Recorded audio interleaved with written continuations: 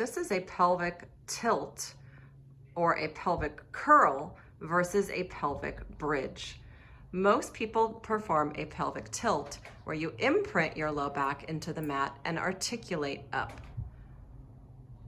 and articulate back down. This is wonderful for articulation of the spine, lengthening of the spine, and mobility of the spine.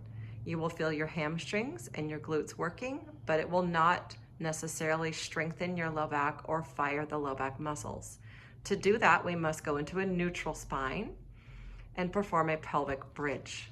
So our neutral spine means that the tailbone is down heavy, 6 o'clock, which we have learned from our neutral spine lesson, and our 12 o'clock down neutral spine, with a small space in the low back between those two spots.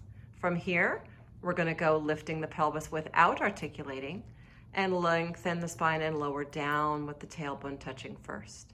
We have placed a ball between the knees to avoid the knees from drifting out of alignment, to support the knees and fire the inner thighs. Sometimes pelvic bridging and curling can irritate the knees.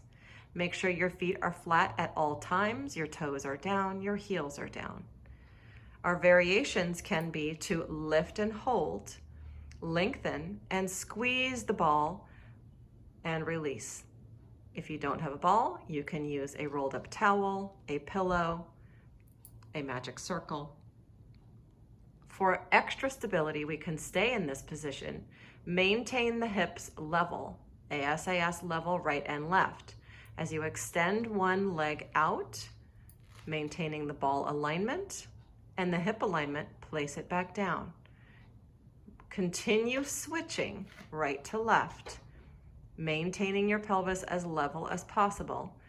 The prop between the knees is very helpful to maintain the thigh alignment. And hold, and from here we can do pulses down, up, to fire and work the glutes and hamstrings. Once you have become proficient in these exercises, you can place a prop under your feet to increase stability work by creating an unstable environment. It could be a wobble board, a foam roller, a ball, what have you. And rest.